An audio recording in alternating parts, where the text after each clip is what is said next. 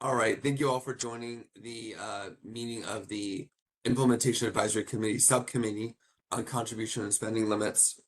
I think we have what we should probably have an official vote to convene. It may seem really formal, but we have an official vote to adjourn the meetings, and so we should have one to convene as well too. I move to convene the So meeting. what'd you say? I move to convene the meeting.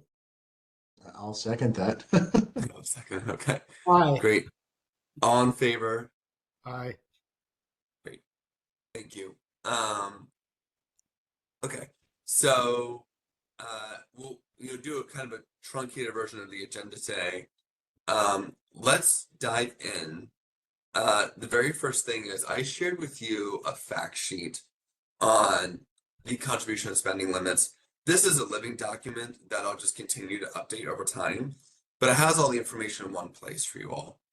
And I have to share it with you as a viewer only, because if you all are commenting on it, then you're technically could be collaborating, and the rules say you can't collaborate outside of a public meeting. So the advice I've been giving and the guidance I've been getting is if we do use a Google document, use it as a viewer only. But you have the document here, and so and I also of course link to it in the agenda as well. So if you go down to the third page, what this shows is that the Supreme Court has indeed said that candidates can self-finance, and there's no limit on the self-financing they can provide. And that's also true, within HB 4024, which is what the legislature passed last year. They have explicitly excluded self-funding from the contribution limits they've set. So the reason this is important is that the Multnomah County Charter, it sets the contribution limits, and those are limits that we can, that's the highest that we can go in the program. But those contribution limits don't include self-funding. So what that means is you all are not constricted if you want to set a limit on self-funding, because it's an optional program. And so when it comes to optional programs, there can be limits in place that don't exist for people who run outside the program. For the small general elections program for the city of Portland,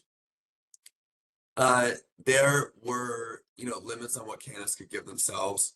Candidates can provide up to, they can provide seed funding in the form of $500, or they could also provide a regular donation that could be matched as well, which would be $350, and then be matched with $180. So the program was able to set up its own limits on self-funding, because as long as the limits are smaller than what candidates run under outside of the program has like a lot of flexibility in that. So because I guess the complicated thing I'm saying is because there are no limits on self-funding, anything that you set would be smaller than the infinite amount of money that candidates can pour into their own campaigns. Does that make sense? But it would only apply if somebody is opting into the program that we're setting up. That's right. That's correct. A matching program or a voucher program or whatever the heck it is. Yep, that's right. You got it. Versus if they chose not to opt into whatever our program we have, they would live under the $603 contribution limit and unlimited personal donations. Right. Yep, you got it. Okay. Now, the caveat I'll say is that like anything that you all want to craft, once we have a clear idea of what it is, then I'll also like run it through a legal analysis too and get back to you about it. So, I think like that is the one piece I will add to that too, is like we'll still do additional legal analysis on anything else you provide too. But I think, for another time, because we have limited time today, we could put, on the agenda a chance to talk about is it helpful to have contribution limits for self-funding too? that's something that you all have the ability to discuss, is what I'm saying. I guess if we could take a couple of minutes, what do you think, Marshall? Just generally about self-funding limits. Yeah, I mean, if the whole purpose of this program, the concept of self-funding to me seems counterintuitive to the whole purpose of the program. I mean, if you have, and we've seen this in a congressional race down against Andrea Salinas, where you have a Bitcoin bro roll in and he can self-fund his whole campaign at $2 million. Literally, that would, I mean, I hate to say it, but if anybody wanted to run under that guise and fund at that level, what couldn't they win in the city? I mean, that's being completely honest with that. So but I'm also going to say somebody like that wouldn't care about vouchers or anything else. They would just run under not this program and just fund. I guess they would be, well, maybe I'm not sure. So there would be a way they could just bypass this program and just run and completely self-fund themselves, right? So I don't know that we're stopping anybody. Maybe. Yeah, I mean, basically, it's like if you self-fund above some level we set, you get no taxpayer dollars. Right. If you do self-fund, if you do take taxpayer dollars, no self-funding, right? Like, I mean, to me, I don't like the idea of rich people buying seats. At the same time, the corruption, if we're talking about corruption from the campaign finance system, exists, if it exists, from people donating to somebody, get them to do something you don't want to do. If you're the candidate, you're self-funding. You can't. I think, Damon, you might even said this. You can't bribe yourself. Your values are your values, right? That's why you're the candidate. So that's the corruption piece of it. And the other piece of it is the power dynamic piece. Do we want to have a bunch of wealthy self-funding candidates on the county commission versus people who've successfully gone and gotten public support? I mean, my recommendation would be if you're going to have somebody grabbing taxpayer dollars, set the self-funding limit at what the individual contribution limit is for anybody else. Like the city system. Yeah, that to me makes the most sense, because outside of that, if you're going to try to fund your own campaign in the $50,000 to $100,000 plus range, right, you're going to just bypass the taxpayers anyway. But what I would want to see is I would want to stop somebody coming in and using taxpayer dollars and then maybe funding themselves at the $20,000 range. Something that it would be possible without being mega wealthy, right? And that's where I think we run into, because the folks that originally created this idea was to bring equity and get the dirty money out of politics. The equity component is lost if you allow large scale self-contribution and taxpayer dollars, in my opinion. So I would be of the mindset of, if you're going to use taxpayer dollars, you get to contribute at what everybody else does, and that's it. I think I generally agree with that. Daniel, is there a seed funding thing that the city has at the county level? Yeah, that's a really good point to bring up. What the city did is that candidates could accept up to $5,000 in seed funding, but each donor was limited to $500. So if 10 donors got together and gave you $500 each, then you get at your $5,000 seed funding cap. You call your best friend, you call your uncle, you ask your wife. Yeah, okay. Yeah, it could be you itself. It could also be an organization too. Okay. And most candidates did take advantage of that, because you do need money at the beginning to set up your website and just do those initial things too. You do have the ability to set up a similar kind of procedure here.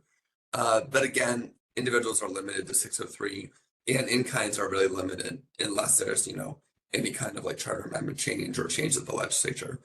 So that makes me want to ask you all, do you think there's a place for a limited amount of self-funding at the beginning to just let candidates kind of get their campaign off the ground, and not like 20,000 or 50,000? And maybe the number is $5,000. Right? I mean, at some level, yeah, that's, if somebody has $5,000 and another person doesn't, that gives them a bit of a leg up. But it's not the same thing as $50,000, right? I guess I might also say whatever amount you give personally above the 603 should come off the top of your potential public funding match, right? So like, I can imagine a world where we even set that number higher. It's $10,000, and you have available to you $100,000 in public match. But if you do the $10,000 self funding, you only get 90 grand available to you. Essentially, it's a one for one trade. That's interesting. That's an interesting idea. I'm still of the mindset if you're getting taxpayer dollars, I'm limiting it. I would vote to limit it to the same amount that everybody else can get. The 603. And there really is a distinct advantage. I mean, I have $10,000 in my checking account and I want to run for a city council position. That even if I like that saves me so much time and legwork from getting the $20 contributions. Like, I mean, imagine what the folks were doing at the city of Portland trying to scrape and claw to get those $20 contributions, and how many of them actually hit the 750 threshold? And the answer is not a lot. So, I mean, it's hard to go out and get those small donor contributions, and it takes a lot of time and energy. And one $10,000 contribution is one chunk of money. That's a lot of $20 or $50 contributions that are added up over It's the even a course lot of of the year. $600 contributions. Yeah. It is. It really is, and it shifts the power dynamic really significantly in there, just because somebody has $10,000 sitting in their checking account. So again, if the whole idea of this is we want to balance out the scales and we want to make this open to everybody to run to office, money is a big deal in there. And so if you're going to even this playing field out, like to me, it's like, okay, if for the folks that have the 10,000 and don't want to do the taxpayer dollars, cool, go do it. But because we can't stop that. That's something the Supreme Court said we can't stop. So on the flip side of it is if you're going to get the taxpayer dollars, then you can contribute what every other individual person can do. And that Maybe just keeps I'm keeps it thinking a fair. little bit about the way campaigns get started, right? There is that need to get launched, right? And But maybe that it's needs for everybody that right, needs right, to right, start right. that campaign. And maybe it's enough to say, hey, you go get $500-$600 contributions, and now you're at $3,000, and you can build your website or whatever you got to do. Or maybe what we actually I'll be thinking about, this is maybe a conversation for the day, but the city had a 250 donor level, and then a 750, and then I think it was 1250. Yeah. What if there was a $50, level, right? That gets you like here's a quick $5,000 in match, right? You've gotten started. Sure. And then you're kind of off and running at the beginning of the campaign, right? The challenge that all these campaigns had is they couldn't kind of get started. I could see a world where we have an early step stool, and then a taller ladder, and then a taller ladder, right? Like create actually more access at that lowest, at a very low level. Yeah, I would be all for that. I mean, that makes a lot of sense. And then that gets the one thing you will run into though, and this is playing devil's advocate on all of this, is if you make it too easy, then you'll see what you saw in the city of Portland, and imagine what happens to all that money if now all of a sudden all 100 some candidates, are able to get to that 50 voter threshold, and they all get a big chunk of money to start. Now does that reduce the available funds that are available down the road, right? 100 And people that's $5,000 is $500,000. Yeah. well, exactly. And we already saw it in the first small donor with City of Portland. They ran out of money, right? And so and I have zero faith that Multnomah County is not going to run out of money either. So I'm just going to be honest. History said that happens. So it's very difficult to predict the number of folks that are going to run in and run for these things. And if you do skew it to where it's really easy to get it set up and going, I mean, and let's be real on this. There were some folks that had no business running in those city council races, right? I mean, they didn't even get to the 250th voter threshold, but they were still somebody that was in there, or folks that were getting to the 250 threshold that took a bunch of money that still had no real business running, and they were never. Folks who had fewer votes than they had donors. Yeah. Right. Yeah, exactly. So I mean, those are things that are real, drains on the resources that are available. I think we'll talk about this much more when we talk about methods, excuse me, of distribution, because Washington, D.C. has an interesting model where they combine, like they give people an initial grant, like what you're talking about, and then they have like a matching program after. So there's ways to accommodate for like that, allowing that early money coming in. One thought that occurred to me. Thanks for indulging all that conversation, Daniel. I think let's get back on your agenda. Yeah, no worries. I did have an idea though. I wondered like if what if there was a way to do it where, candidates running under the program could either give themselves like let's say $5,000, just making up a number, as a startup fund, or they could take an initial matching grant of, $5,000, say. And if it's a small amount of money, it's limiting the program's exposure. Uh, and then candidates can choose between either accepting those private funds or accepting those matching funds, but there's still the equity allowed to, like, candidates aren't really getting a significant advantage one way or the other, if they don't have the money or they do. How does that come across to people? Why would you? Why would you spend it out of your own pocket if you can go get Yeah, it? that's everybody would take the free money. I mean, unless you're silly. I mean, that's right. I mean, if I could say, okay, I can spend $5,000, or Multnomah County can give me Yeah, $5,000. right. Unless the amount of work required is a lot, which case we're back to Marshall's point, which is, you know, you're giving a head start to the folks who can. Okay, I see that. So there's still like an equity component in the work you're doing. There's a lot of work to get there to that initial steps tool, which case Right. we're creating an advantage for the self funder, or it's not a lot of work, which case nobody does it. Right. Okay. Well, so let's table that discussion, but it sounds like, we've worked through some components of this too. There's a lot to think about more. The thing I want I mean, this very specifically in this note here, there's a thing that Becca reminded me of in our full meeting last time, which is what we can't do, another Supreme Court decision, is have a situation where if somebody self-finances, other candidates get more matching funds. yeah, you can't do that. Right. I think that's a brilliant idea, but the Supreme Court struck that down as being coercive. Yeah, that's right. That was actually 2011 McCutcheon, sorry, it's Arizona Free Enterprise case, and that exact clause was struck down. So I'm gonna put for the notes, I'm just gonna put in right now, there's we're inclined against the idea of a higher contribution limit for self-funding. If there's a contribution limit, it should be the same for the candidate as for everyone else. But we're still talking about this too. There's no need to make a recommendation right now. So I'm just gonna put that in for the notes to make sure we don't lose that. Which I think So is a bear with good me. transition to your agenda on charter amendment, because I do think that 603 limit, I think we would like to make a recommendation to the county that they pursue a charter amendment that raises it from 603 to, from my perspective anyway, the same as the federal and state levels.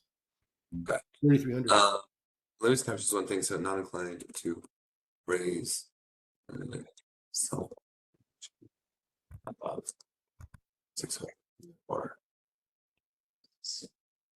Okay, great. Yeah, let's talk about the charter for a minute. So you all, of course, were part of the meeting that we had last week. We talked about that in depth too. What has been asked of me is to go to every single subcommittee and talk to them about how the charter is constricting their work. And so, I've been doing that so far. And of course, like it sounds like we feel a pretty big constriction here in that the charter doesn't allow limits higher than 603. And so what I've been asked to do is like take a temperature for how people feel or how each subcommittee feels about the idea of a recommendation based on their own work. And what I mean by that particularly is that there may be other reasons why you think a charter amendment would be required, but I'm asking you to take the perspective like this subcommittee. Does this subcommittee that's focused on this topic feel like a charter amendment is required, or a recommendation would be helpful? Yes, Okay. I think yes. I would like to see us recommend to the county commission that they put a charter amendment on the ballot that includes, among other things, I'm sure, raising the limit to the same 3,300 that is at the state and federal. I think it's 3,300 state and federal limit. The state's harmonized with feds. Let's have the county harmonize with the state and the feds. Agreed. Yeah.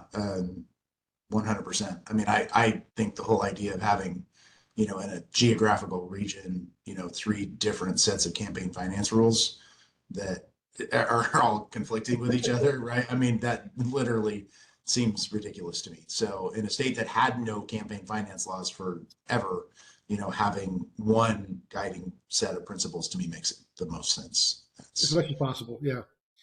And yeah, yeah. I think to the extent that we have, Congress has decided and the state legislature has decided that 3,300 is a non-corrupting number, and let's go with that. I think federal's 5,000, isn't it? For PACs, for individuals, it's 3,300 Oh, this year. gotcha. Yeah, I deal in the PAC world, so. Okay. I think there's another question too, that we don't need to spend a lot of time here on, but I'm still thinking about like how to orient this, because if let's say you all make a recommendation for a charter amendment and the board passes it out for the November 2025 election, if that amendment would pass in 2025, then that would allow a new set of rules to come into place for this program. And you all could certainly do the work now of saying, like, if this amendment passed, then these rules will come into effect. The challenging part, though, is that we have to begin the process of education for the candidates and public, like in the summer, well before that amendment ever comes out. So I am a little worried about the idea of, like, if, let's say I'm educating people around a 603 contribution limit, and then it's going to change with the charter amendment passing, and let's say it's what, a $3,300 contribution limit. I think switching that information up kind of more like deeper into an election cycle, and after we've already communicated, that is a challenge for like the clarity for the public and the candidates too. If that was the only change, I wouldn't be worried about it. My guess is what we're going to do is construct two different systems, right? Like we might have different matching rules, right? Under $3,300 limit versus a 603. Yeah. So exactly. I guess, so, I mean, like, I think we'll have like the in-kind subcommittee, I'm going to guess, is also going to feel the same way too, about wanting to like adopt a different set of rules if the charter amendment changes, and maybe the penalties committee will as well. So I think that is the challenge, is like how to keep this policy work going, but also like I don't want to like confuse the public by educating them on two separate versions of rules in the same short time period. I will just give a little bit of personal perspective on that. And of all the people that I interviewed for Portland City Council, and it was a lot of people, I mean, I probably got 2/3 of the candidates. I don't know of a single person that I interviewed and spoke to about the small donor program that said, gosh, we sure wish that somebody wouldn't have come through and changed the limit on this, because that would have made my life terrible. I just don't. I get that. I get what you're saying, Daniel, that there would be a little bit of growing pains and some challenges to get that information out to folks. But we're giving folks an avenue to go out and hit up some folks and get some contributions on a whole totally different level, that would really allow them to run campaigns at that point. Yeah, and so I don't think it's going to be that complicated. I think it's you give them the adjustments and they go from there, or you don't if it doesn't pass. But I think if we really want to let people run elections, we've got to look at doing something different. I think the only place would be, as long as we're expanding things, I think we're in a good place. The hard part would be if we have a model where, let's say we say under 603, your first $50 is matched.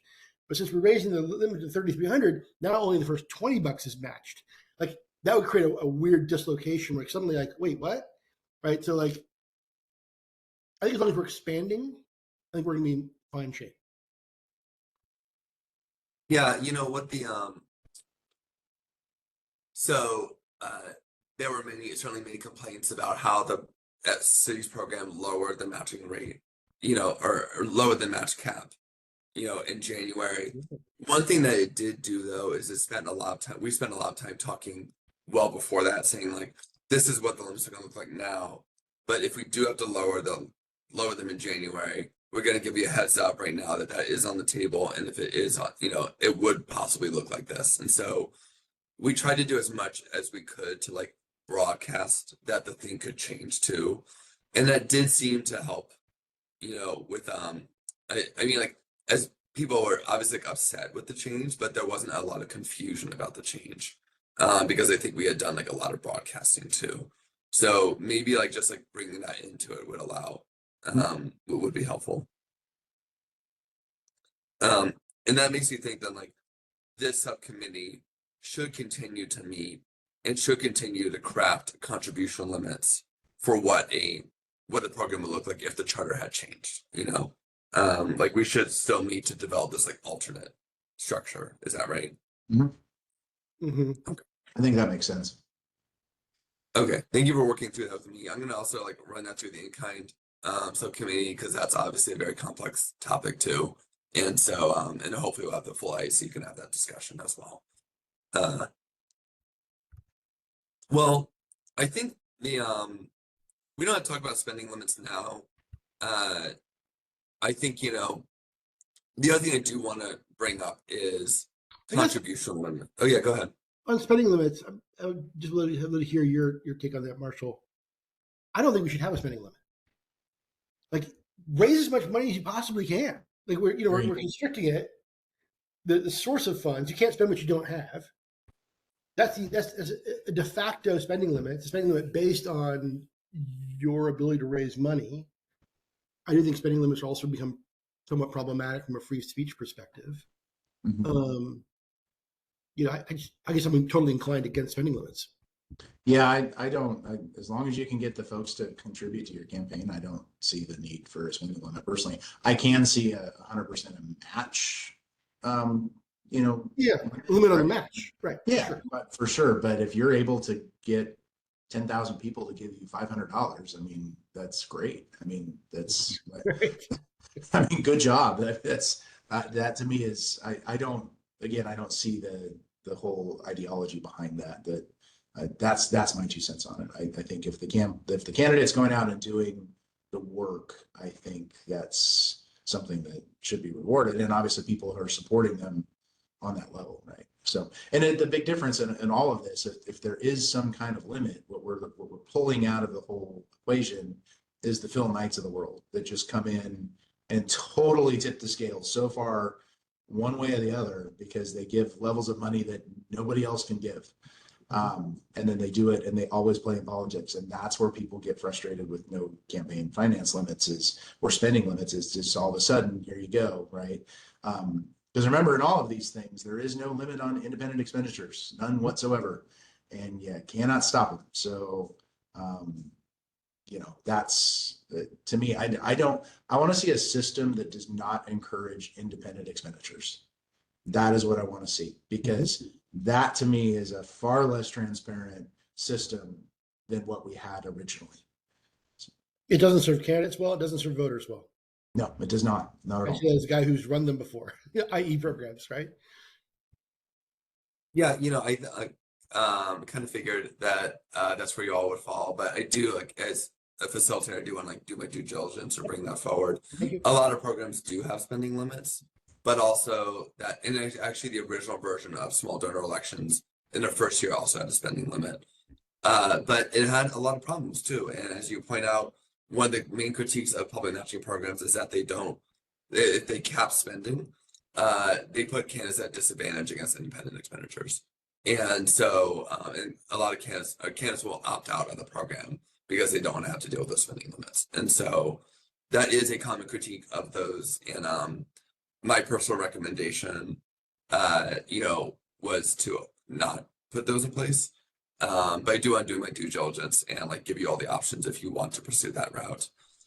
We have to have another conversation, and we'll have to have a meeting devoted to this about expenditure, spending restrictions, because because a lot of programs have limits on what you can spend the matching funds on, and they want to do that to avoid like impropriety. They don't want people like funneling the matching funds to like their family or something like that. So we got to have a full discussion about that. But I just want to clarify that like there's total spending limits and then there's spending restrictions, and those are two separate topics too. Totally. Yeah, absolutely. There should be restrictions on what you can spend the money on. That, especially if it's taxpayer dollars. I mean, come on, that's. Oh yeah, totally. So I think in the final 30 minutes, I do want to show you some information about contribution limits. The reason I want to bring this forward is because, you know, almost every program across the country, as Kari pointed out, there are lower contribution limits for candidates who run under the matching programs than for candidates who run outside of them. And that's a common thread in almost every single program. And especially because like the candidates who run under lower matching limits under the program, then get matching funds on top of it and are able to still like, compete at a really healthy level with candidates who run outside the program. So I know we have unique circumstances here because of our charter and because of the experience with the Portland program. And so, you know, I definitely understand the inclination to put the contribution limits of program participants at 603 as well. I do think it's important that like I do run through the reasons why most programs do have contribution limits that are lower, even if you decide not to make that recommendation. I think, you know, it's important to like give you that information up front too. So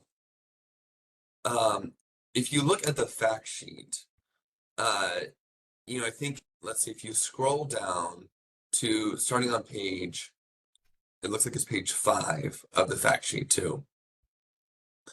And maybe I'll just share my screen here actually. So bear with me a second, share the content.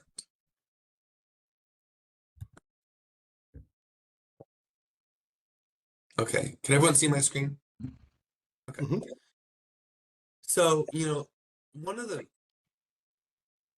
main reasons that programs like this exist is it's not just to give candidates enough funds in order to compete, it's also to encourage like broader participation, to bring more people into our democracy, and to help candidates really connect with everyday people and not lose a financial advantage by doing that. And so candidates should still be able to have enough money to win, but also engage with as many everyday people in their neighborhood as possible. And so that's why contribution limits exist, is because what they do in these programs is they, if you set them a little bit lower than what candidates raise outside of the programs, it actually forces candidates to spend more time talking to more people. They have to have a broader donor base and they have to reach out to more people in our community. And thus more people are engaged in these programs too, or engaged in our democracy in these conversations. And so that's what the data shows as well, is when you have lower contribution limits under public matching programs, those candidates talk to way more voters. And so what I'm going to point out here first is actually I'm going to show you, you know, based on Portland's information, in 2020, the program set out a user research survey to everyone who contributed and who provided an email address to the program. And there were thousands of donors. And it asked them, among many questions, have you ever donated to a city candidate, mayor, odd, or city commissioner before 2019 or 2020? And you can see here, 54% of people who donated to candidates in 2020 had never donated before. And so there's a lot of unique factors, of course, like who's running for office, what the political climate looks like that year, and certainly the economic factors around that. But, you know, I think the program definitely did encourage candidates running under it to reach out to more people, and we saw that impact there too. And then the program also broke that out by neighborhood, and let's see, maybe I can just like zoom in on this somehow so you can see a better picture. Okay, so this is the concentration of donors who gave and how much they gave before the contribution limits came into place and after. And I'm talking about the Portland, the small donor elections contribution limits. So in 2016, before the program existed, you can see like a heavy concentration. Most donors were giving, or most of the donations came from like these particularly wealthy areas in downtown Portland, and also in the 97210 and on the west side. Those donors still dominated the conversation. For the record, downtown and- Portland is one of the poorest parts of Portland. Yeah, sure. And I don't want to cast like a too broad of a brush here, and I also want to like I don't want this to come across as you know, criticizing people based on their own income levels. There's, you know, people of all income levels do care about the city and like, you know, what's best for it too. So I don't want that to be like misrepresented. Right. It's just the thing, like, from a redistricting conversation, people kept saying, "Oh, these wealthy downtown." Like, no, downtown is poor. Business Yeah, people who work downtown are wealthy, but they don't live downtown. They live in other places. So if you're looking at residential zip codes, those are low-income people. Now, it's possible that your contribution records have work addresses on them, which may be driving this. But, Old Town, University District, those are Goose Hollow. Those are low-income neighborhoods. Yeah, I do think that like it It's a side does point. map on a little more closely. It's not a perfect one-on-one match, but it does map on a little more closely.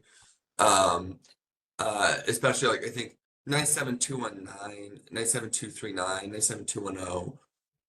Those Oh do yeah, tend to be a little. 219 is I'm in 219. That's Lewis and Clark College. That's Barber Boulevard. That's Mhm. multiple. And versus like anything you can see the disparity with the lower, the extreme southeast side, 97236, 233. Definitely a lot less engaged in these elections, in terms of like from like a donor perspective. How much But do you in think the difference between 16 and 20 is just a difference in who the candidates were versus the contribution levels? I mean, was there a candidate from the east side running? In 2020, there were certainly a lot of candidates running, and I think generally the more candidates run, the more likely people are engaged. So I want to say like there are a lot of other factors contributing to this too, but we do have it broken out over 2 elections. And so you can see from 2016 to 2020, there is more of it, like a lot more neighborhoods that were particularly not engaged in the previous mayoral race were engaged. And that's because of two things. There's a contribution limits that came into place from, the court, when the court ordered contribution limits on all races. But also there's a matching program here too. And the matching program does like provide incentive for candidates to reach outside of like the typical donor network and engage people. And you can see a lot of these, you can see the comparison to zip codes. A lot of zip codes that were previously like less engaged became more engaged as a result. The same thing is true of 2020. Sorry, 2018 and 2022. We had an auditor cycle then. And you saw again these like especially these like southeast districts became much more engaged as a result of the contribution limits and the matching program working together, because it's important to note these do work in concert together. And so you do see like a wider distribution of donors than you did before the matching program came into the result and before the contribution limits. Going a little outside of this though, I want to point out there's actually a couple interesting papers which I linked to here. You're welcome to look at too, which shows, for instance, New York City. So what they did in New York City is they compared the candidates who ran for under the assembly versus for the state assembly versus the candidates who ran for the for city council. The candidates who ran for city council have low contribution limits and they have the matching program. The candidates who ran for assembly in these races have high contribution limits but no matching program. So it's a helpful comparison to see, when you have candidates running within and without these programs and higher and lower limits, who's engaged in these. And you can see these are when candidates ran under the state assembly, you do see like a healthy engagement. It is concentrated, in Staten Island and Manhattan too. Manhattan's a particularly wealthier area. And a lot of these areas that are lower income, unfortunately, are like a little bit more left out. But when you compare that to candidates who ran under low limits, but with high matching reserves, that's what the engagement looks like. So again, there's a lot of factors here. And I think if you want to read the paper, and I think I do link to it there too, but it does show that when candidates run under this combination of lower limits, higher matching, a lot more people are engaged in our democracy too.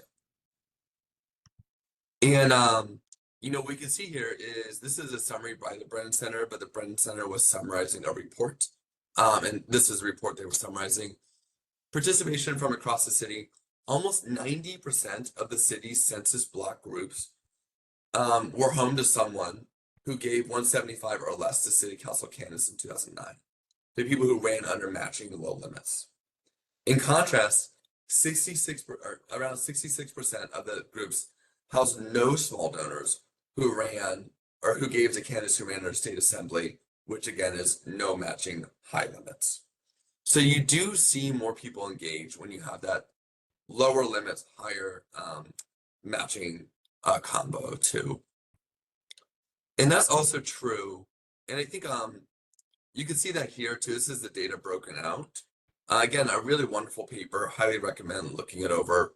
Um, but you can see here that like the when you look at demographically the situation. So for instance, the population that's non-white represented 52% of people who are giving at a lower level, the $1 to 250. But once you get to a higher donation level, the class of donors becomes more white too. And that's the shame of people living in poverty. They become, of course, wealthier with the wealthier donations.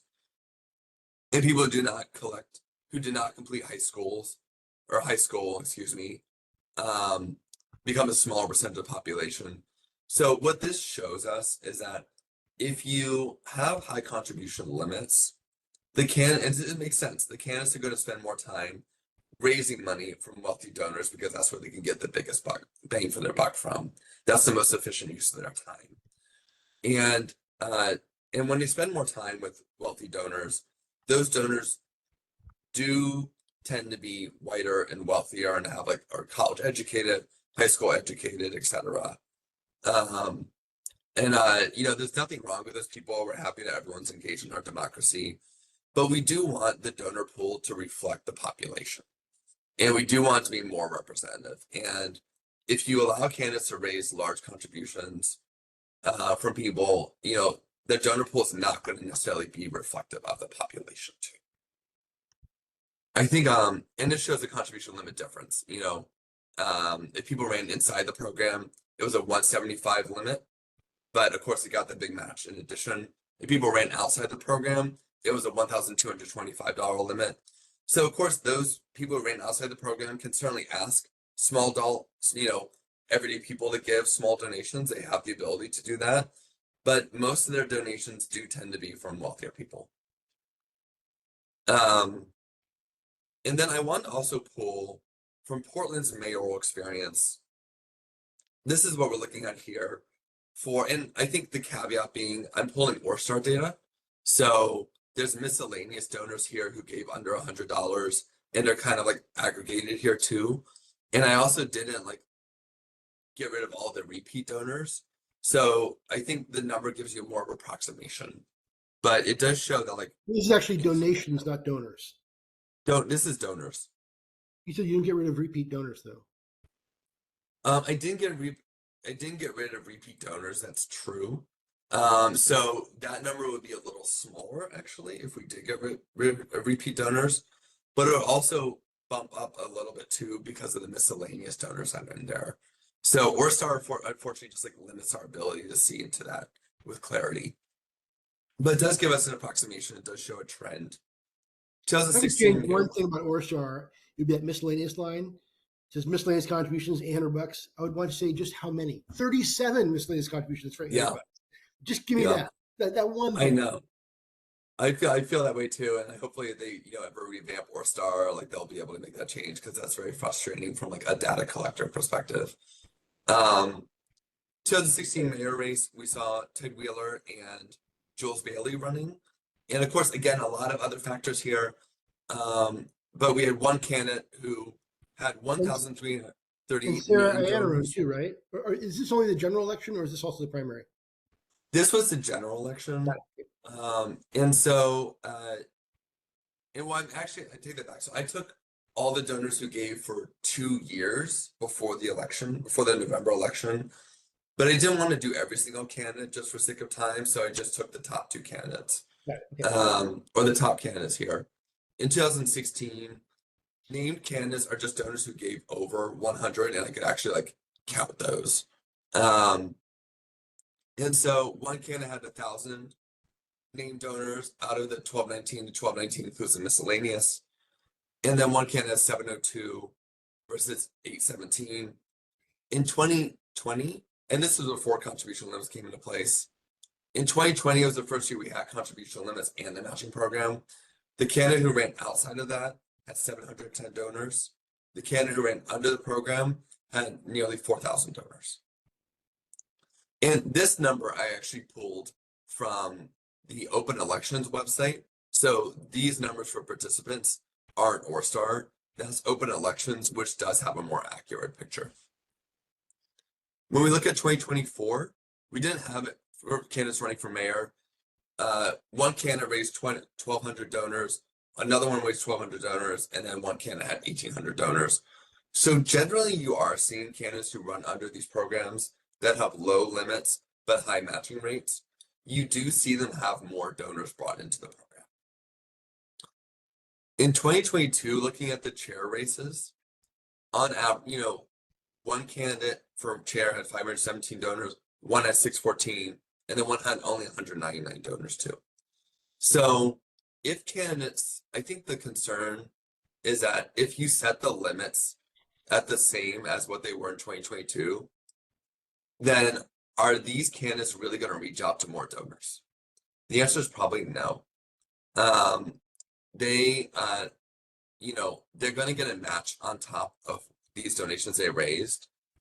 And unless you set the qualification metrics higher than this, they don't really have an incentive to go to more donors on top of this too. The candidates who got 614, 517, particularly, they can go and raise money from those exact same donors and then get a match on top of that if the contribution limit is as high as the charter amendment has too. I guess So there's an interesting philosophical view there, Daniel. And you actually started this whole section, our conversation, with this idea that the purpose of these contribution limits, these matching programs, whether you're matching small amounts, is to encourage people to reach out to more donors and to engage more members of the community. And I guess I kind of appreciate the point, but from my perspective, just using the city council elections as an example, in a city council district of 160,000 people, and however many voters it ends up being, probably 80,000 or 90,000 voters, I'm not sure it's meaningful to have reached out to 150 donors, 250 donors, 750 donors, even 1,250 donors, again, in a district of 160,000 people.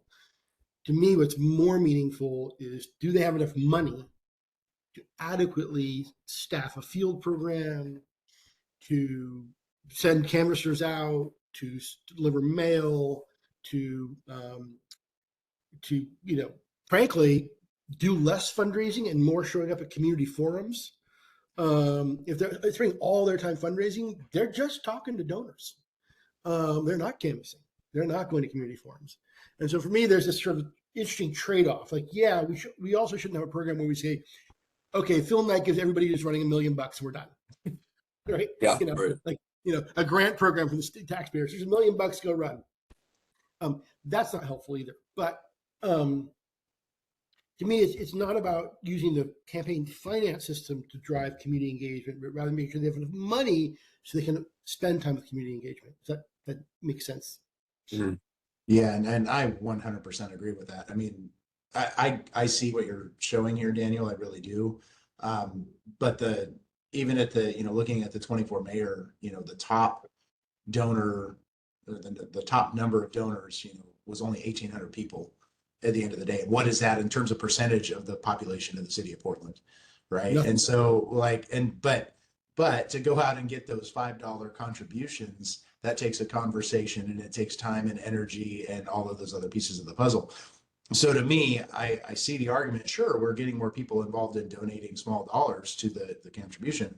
I don't believe that's making your message get out to more people. And I don't believe that that's actually getting and running a good, successful campaign and engaging the entire city at that point in time. I think it's talking to more people to get a $5 contribution is what I think it is.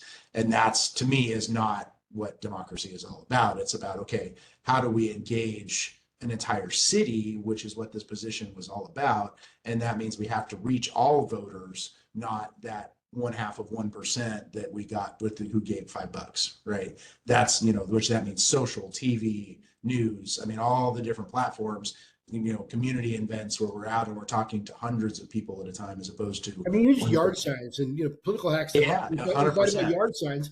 yard signs cost about $9 to $10 these days, unless you get the firefighters to give them to you. But you still got to then run a program and like knocking on doors and getting people to, Exactly. endorse you by putting Exactly. a yard sign out. And So yeah, so I totally agree on that. I think there's certainly some interesting, changes in the number of folks that actually donated money to all of that, because all of a sudden maybe they feel their $5 is making a difference now. But again, I don't think at the end of the day that's we're not giving them the funds that they need to get out and actually engage the whole city, which is what the position's actually representing. Yeah, I think some things to note about the city program is it definitely encouraged people to reach out to more donors, and as you saw from the maps, a lot more people were engaged. I think 2024, I would say like really is an aberration year. We had a record number of candidates running. And for 2020 and 2022, I think there was certainly a lot healthier match that was provided to candidates too. And candidates generally felt like they had enough to get their message out and hire their staff.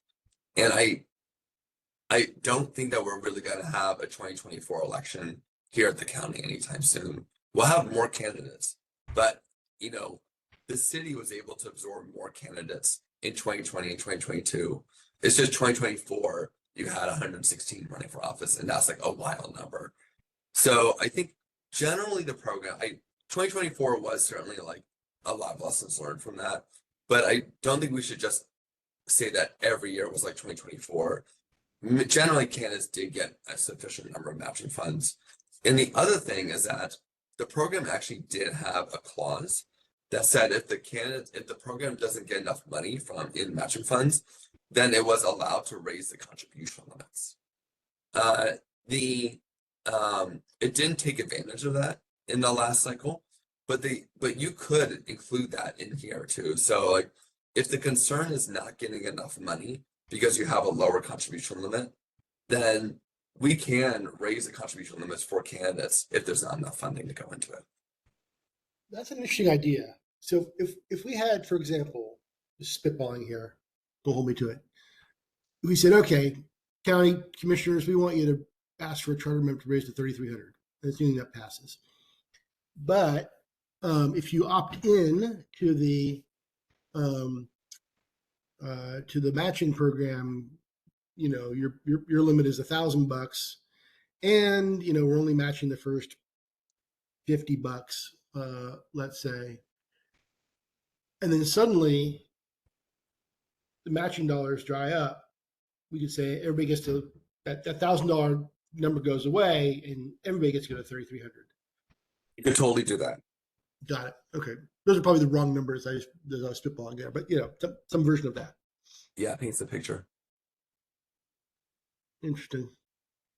So you might be able to have it kind of both ways, where you do encourage candidates to reach out to more people, and also you do let candidates have enough money to run for office, because like that is certainly like those are two really important parts of any program too, and these programs only succeed if candidates have enough money for sure. That was the challenge in Portland. That's definitely the challenge. Yeah.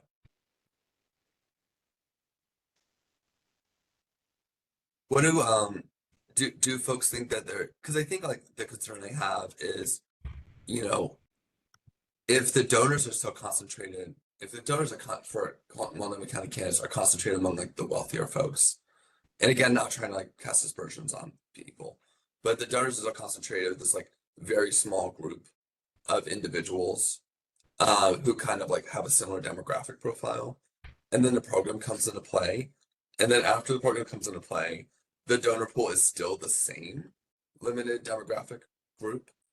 Is a program like really reaching success too?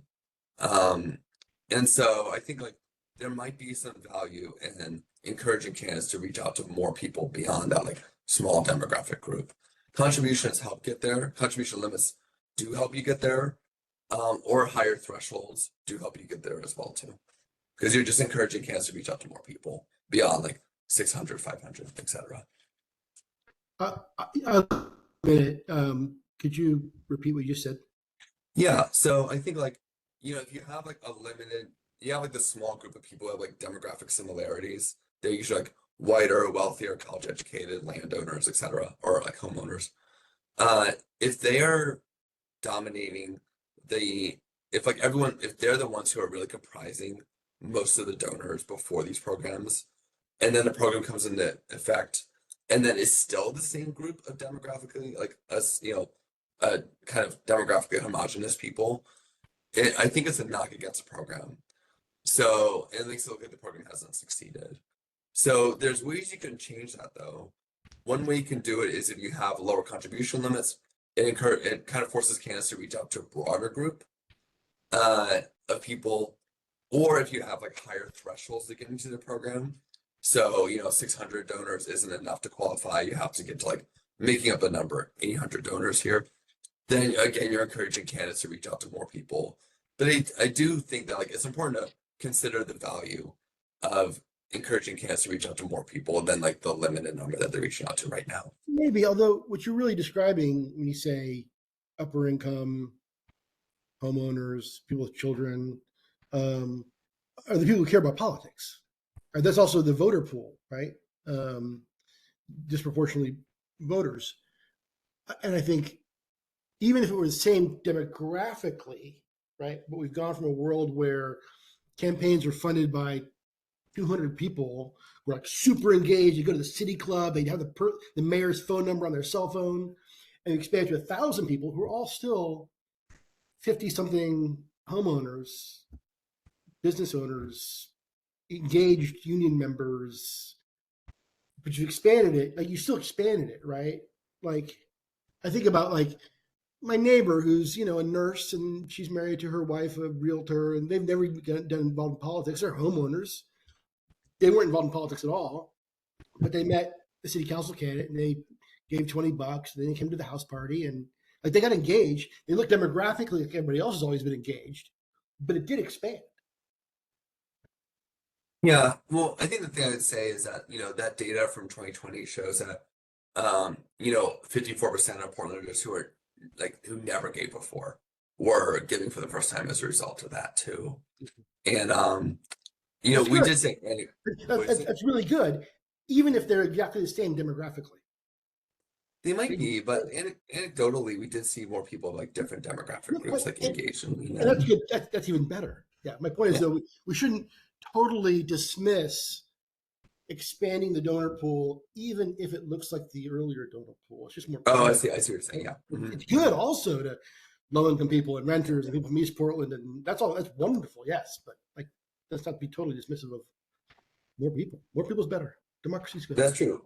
And so I think like we're out of time now, but I know you're all very busy, but I think it's worth thinking a little bit more about like how can you balance this? How can you make sure candidates get enough funds to compete and not get drowned out by AEs? But also, how are you like still encouraging candidates to reach out to more people and engage more people? Is there a way to balance those two things? It's like something to consider a little bit more too. Okay, well, I'll let you all go. Before we move on Thank you. quickly, oh, go ahead. This is helpful. Thank you. Okay. Well, should we set a meeting? And of course, I'll send you the calendar invites. I think we do have the meeting for in the next 2 weeks. So I'm just gonna confirm that we have it for the February 19th at 11 a.m. Does that still work for you all? Okay, great. Yep. And then is there any research particularly that you want me to get or anything you particularly want me to bring to the next meeting too?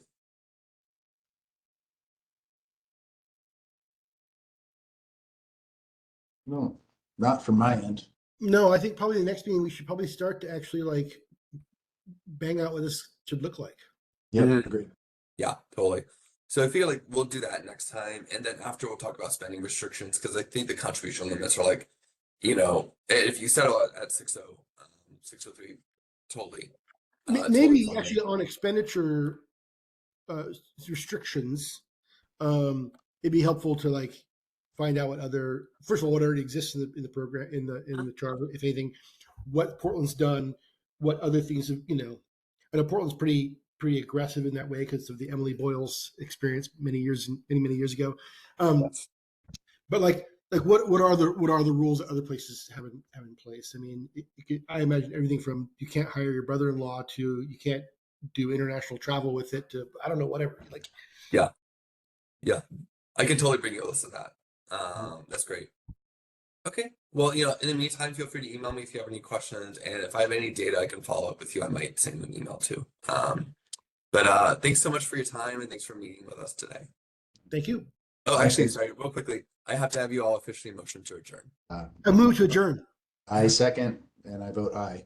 Vote aye. Okay, thanks all. Thank All you. right, take care.